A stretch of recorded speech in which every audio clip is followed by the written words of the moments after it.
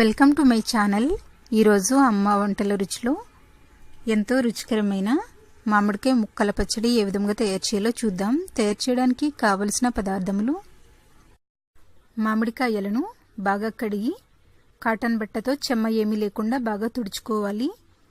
బాగా తుడుచుకున్న తర్వాత ఆరబెట్టుకొని చిన్న చిన్న ముక్కలుగా కట్ చేసుకోవాలి.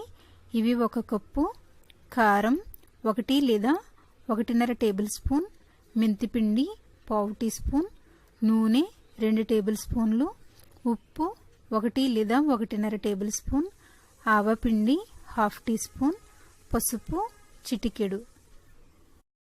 ముందుగా ఒక మిక్సింగ్ బౌల్లో సన్నగా తరిగి పెట్టుకున్నటువంటి మామిడికాయ ముక్కలను వేసుకొని ఉప్పు వేసుకోవాలి. తరువాత పసుపు,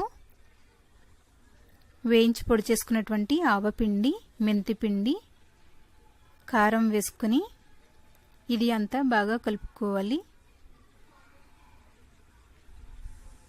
ఇలా అంతా బాగా కలుపుకున్న తర్వాత వేరుశనగ నూనె కానీ నువ్వుల నూనె కానీ కొద్ది కొద్దిగా వేసుకుంటూ కలుపుకోవాలి.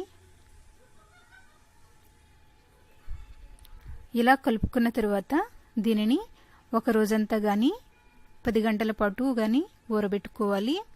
అలా ఊరబెట్టుకున్న తర్వాత నూనె అంతా పైకి వచ్చి మంచిగా ఊరుతుంది. ఇలా ఊరిన తర్వాత దీనిని ఒక గాజు సీసాలో కానీ ఒక జాడీలో కానీ 15 రోజుల వరకు నిల్వ చేసుకోవచ్చు.